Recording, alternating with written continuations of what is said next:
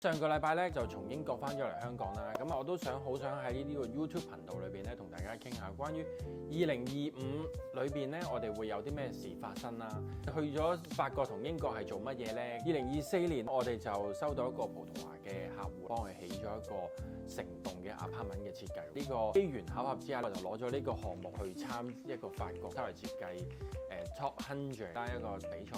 咁呢一個獎項咧，其實對我哋公司嚟講咧，都好重要嘅，因為喺會場裏邊認識唔同嘅國家，有一個最特別咧就係阿富汗嘅建築師，佢畫嘅嘢原來都好靚喎，都好前衛。其實我想講乜嘢咧，就係喺呢個項目裏邊帶到啲新嘅思維啦。咁歐洲嘅設計同我哋亞洲人嘅設計咧係好大差別嘅。我又會飛咗去英國做乜嘢咧？咁咧其實我喺英國倫敦嗰度咧，有一個酒店嘅項目，咁啊係英國一個 Archi 咧揾我哋幫佢咧去 design 佢入邊嘅裝修設計啦。咁我亦都可以放少少片俾大家睇下，到底英國嘅酒店會係點樣呢？